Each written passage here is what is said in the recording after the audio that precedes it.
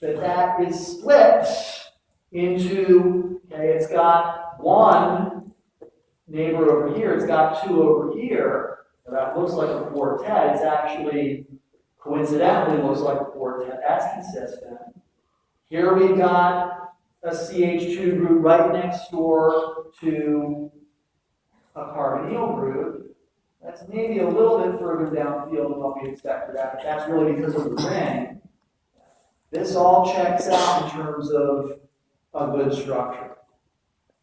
Okay, that's the logic that you've got to use when you're trying to come up with a structure from spectroscopic information. Each bit of data provides you with, in essence, a piece of the puzzle. It's a matter of fitting all the pieces together in a manner that gives you the correct formula, gives you the correct saturation number, gives you something where all the signals look consistent. Question? On the test, will you tell us if there's a triplet or a singlet? On the test, I will tell you, I didn't put it here because I knew I was going to be telling you here. It'll be just like on the homework that you guys turned in last week. S singlet, D doublet, T triplet, Q quartet, I'll write out more complicated. I will tell you that information because, again, it can be difficult when you're first learning how to do this. Want to do another one? I got more. This one would be, I would say, of moderate difficulty. That one, not unreasonable. Now, I'll tell you guys, these are really challenging if you don't practice. Question? Do you have like a few more of these that you can do online so I can like practice them on my own too? I can put these up later. I'm not going to do all of them, I don't think, today, but I'll put up the ones that I have. But, you have a textbook that has lots and lots of practice problems. So, work on the problems that I suggested from the book. That should be, but I'll certainly put up the ones that we don't talk about when I have some time. Probably sometime tomorrow, because be late when I get home tonight. C10H12, what's the unsaturation number? No. What do we do with that oxygen? Ignore it. C10H12O. If I want to think about what this would be in terms of the equivalent hydrocarbon, just ignore that oxygen. It's C10H12. 2 times 10 plus 2 minus 12 over 2. That's 22 minus 12. Well, that's 10 over 2. 5 unsaturation units. So that means there needs to be 5 pi bonds and or rings in the structure. And I can easily account for 4 of those unsaturation units simply based on what I see in both of these NMR spectra. Look at these 2 proton doublets that are between 7 and 8 delta units downfield. What type of protons come into resonance in that area between 6.5 and 8?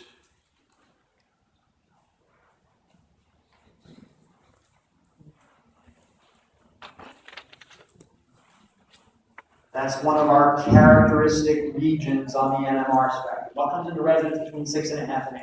Aromatic. Aromatic. If you have a benzene ring, that takes care of 4 unsaturation units. Because the aromatic ring has a ring, there's 1. It doesn't really have 3 isolated pi bonds, but it does have 6 pi electrons. If you have a benzene ring, that accounts for 4 unsaturation units. So, often when you have a highly unsaturated molecule, it's going to have an aromatic ring. How many aromatic protons do you think are directly attached to that ring based on the integration? 4. So let me go ahead and draw in. Now, this is something that we'll talk about when we get to aromatic chemistry. I grabbed these problems from the book we use at ACC, where aromatic is the organic 1 topic. If you see a doublet of doublets like this in the aromatic region of an NMR spectrum, it means you basically have this sort of substitution pattern. You've got, a bond to something that isn't hydrogen, opposite another bond to something that isn't hydrogen.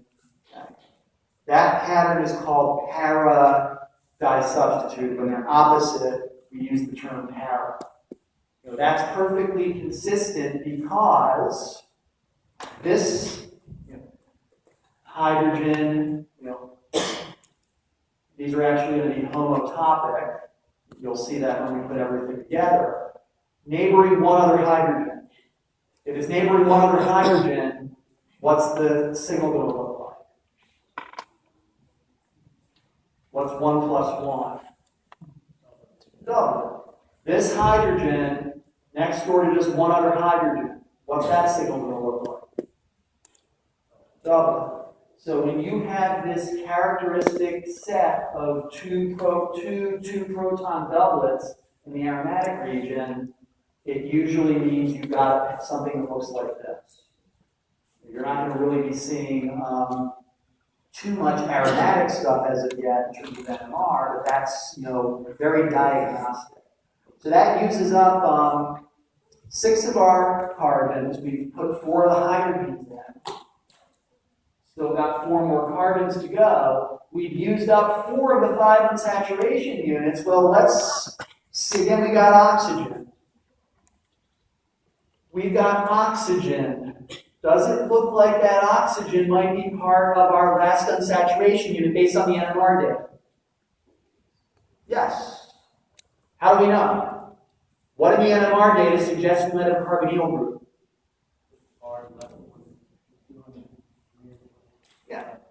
These 4 signals are due to the aromatic ring carbons. Why are there only 4 of them? Well, we'll address that question when we put the structure together. But that's right in the region where we typically see aromatic carbons, where we typically see alkene carbons come into resonance. This one's in the region where we typically see carbonyl carbons come into resonance. And not only that, now we do have a hydrogen attached to the carbonyl carbon. But I can tell that just from looking at the proton NMR spectrum. Because if you see a signal, a sharp 1 proton singlet somewhere around 10, that means aldehyde. That's something we talked about when I briefly showed you the spectroscopy of aldehydes and ketones the other day.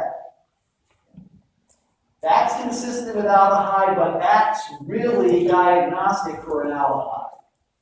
So if there's a carbonyl group that has a hydrogen directly attached, there's our 5th unsaturation unit.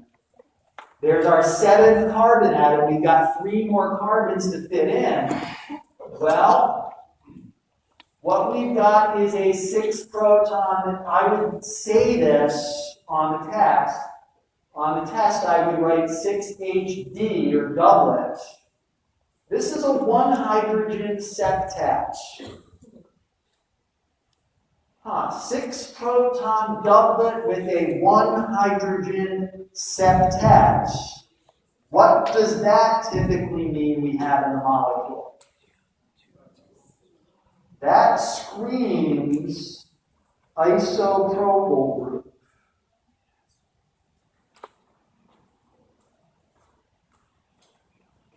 If these methyl groups are equivalent to each other, they're going to give 1 signal that will integrate the 6 protons.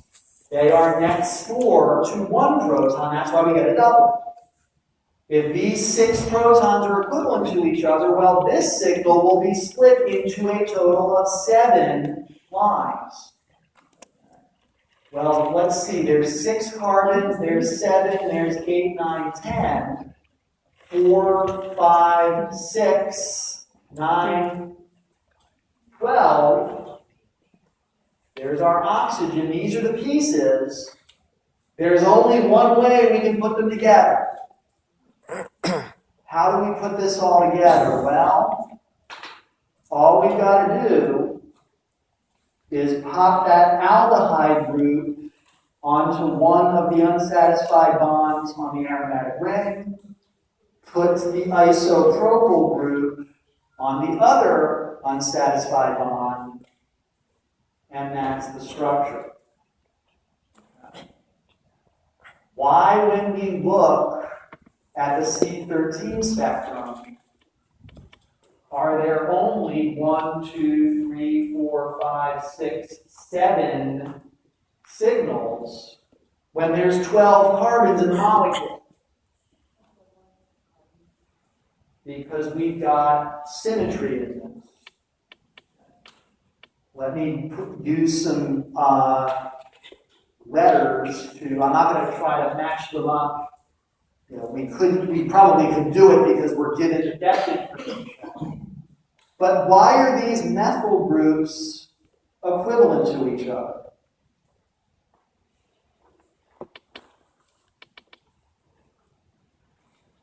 Why are those methyl groups equivalent to each other? Let's talk about that. I'm just going to write AR for the aromatic ring.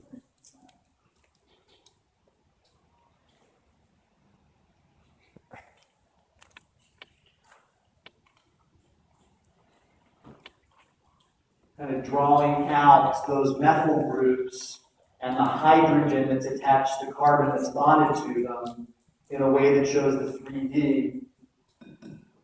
What if we wanted to deduce the relationship between these methyl groups? The topicity, determining the relationship between groups is an important thing for this test. And it's one of the things that a lot of people royally F up. Let's try to avoid that. How do we determine the relationship between 2 groups? Do the substitution test. If you can't tell just from looking at it, do the substitution test. Are those methyl groups constitutionally not equivalent? How do we tell whether they're constitutionally not equivalent? There's kind of a series of questions that you need to ask yourself. So let me draw the 2. I'm just going to replace the whole methyl group with something that I'll just write as X. So that AR group is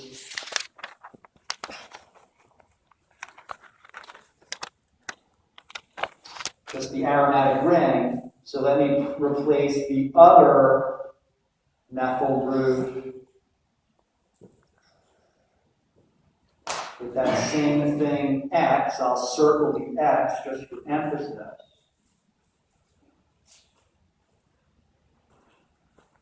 The first question you want to ask yourself is the bonding connectivity difference.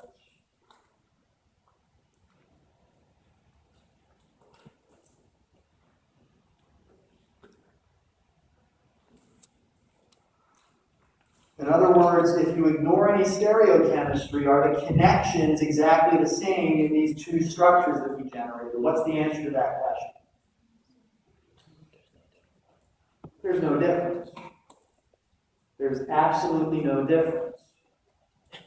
Because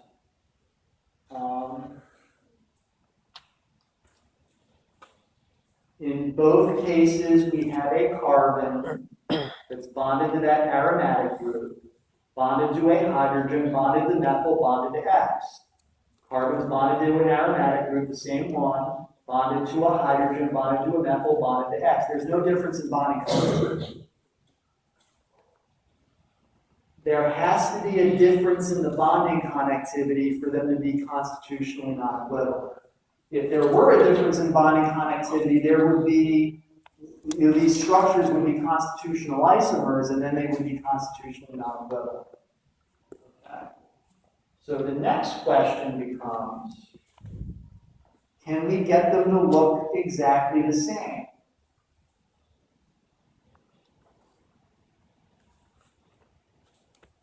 Can one structure superimpose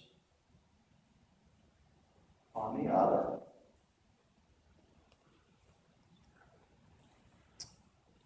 How do we do that? How do we make that decision?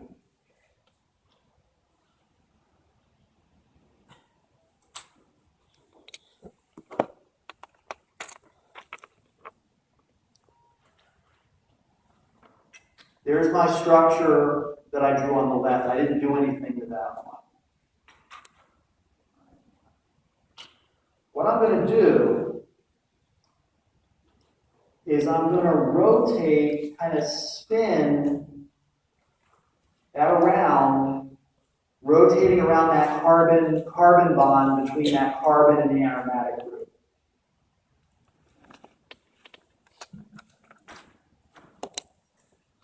I'm going to teach you a little trick that's often useful for determining stereochemical relationships. If you keep one of the groups fixed, and you're essentially rotating around the bond between what might be the chiral center and that group that you're keeping fixed, you can see what the result of the rotation is by doing what's called a cyclic permutation. Move the other three things either clockwise or counterclockwise to try to get everything superimposed. So what I'm going to do is I'm going to put this X group, to get it in the same place that it is in this structure, I've got to do a clockwise permutation. Okay. So where does the methyl group end up? It ends up on the dashed wedge. That moves clockwise. The hydrogen ends up clockwise. Are those superimposing? I've got the X and the aromatic group in the same place. Are the methyl and the hydrogen in the same place? Nope. These don't superimpose. What's the relationship between these structures? Y diastereomers.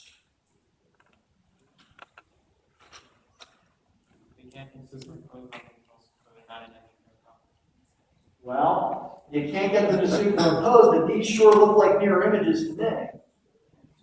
These are enantiomers. These are enantiomers because there's one chiral center. And they have to be opposite in configuration at that one chiral center. So the methyl groups have the same chemical shift because they are enantiotopic.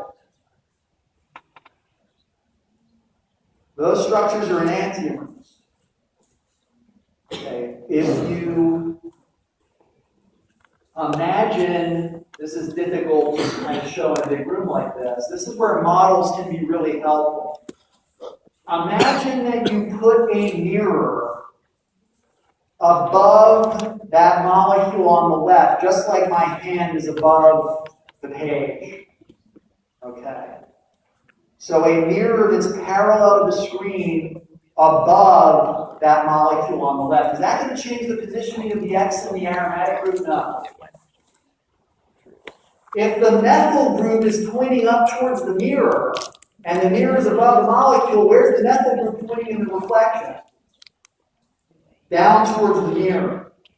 So if you reflect through a plane that's kind of sitting above that molecule, it's going to end up looking like this. So these are actually enantiomers of each other. Those methyl groups are enantiotopic. Enantiotopic, homotopic give rise to the same signal. Okay. So that's why those are the same. Let me go back and put, so we've got there's something that's constitutionally non-equivalent. Looking at the carbon, one of our aromatic signals is going to be there. Why are those two carbons, that I just labeled D equivalent to each other?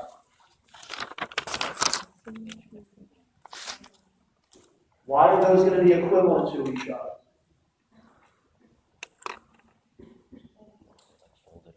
Because there's essentially symmetry. If you were to start numbering, this is one position away from the isopropyl group. It's two positions away from the aldehyde group.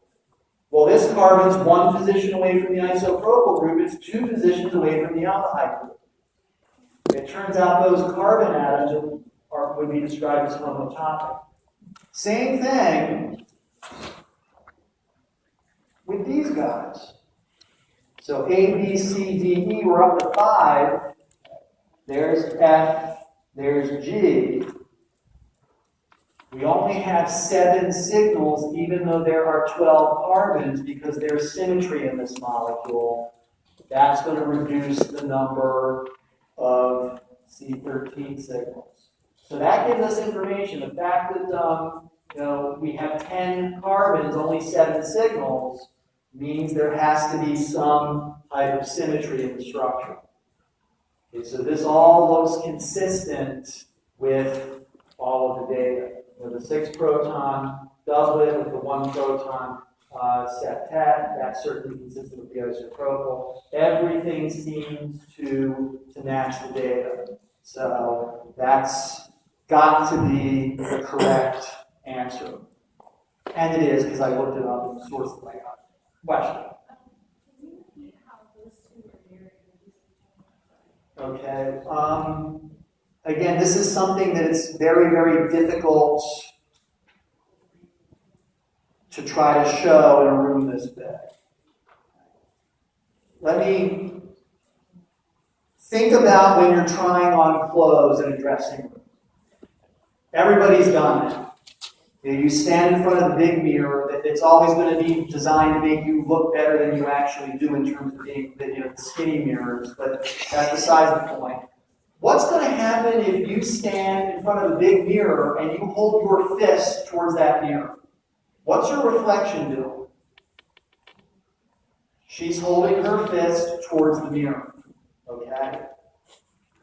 Imagine there's a mirror above that molecule that's to the left. Like my hand is sitting above the page that has that structure. Okay.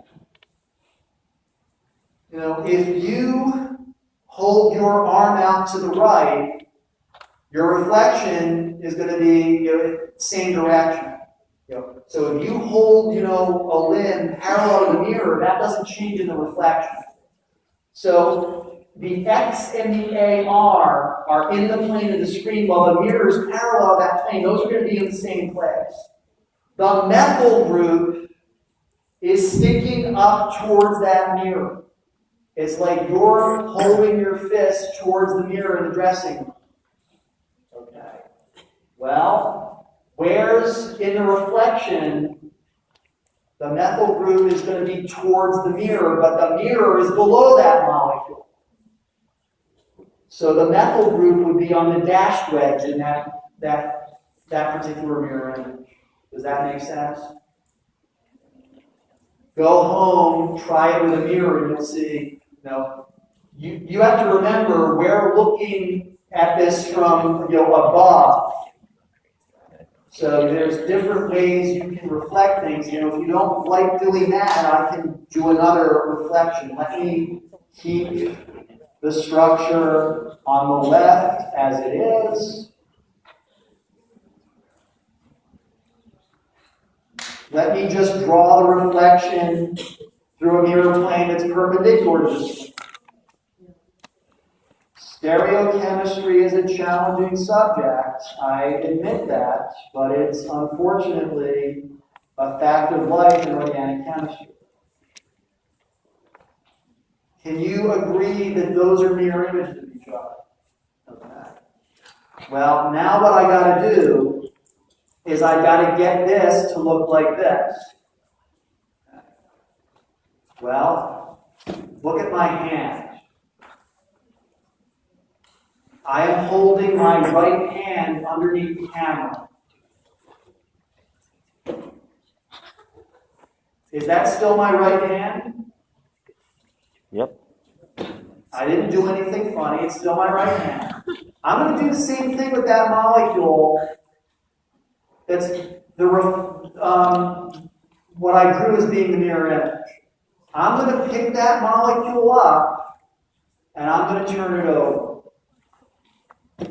My thumb was on the left.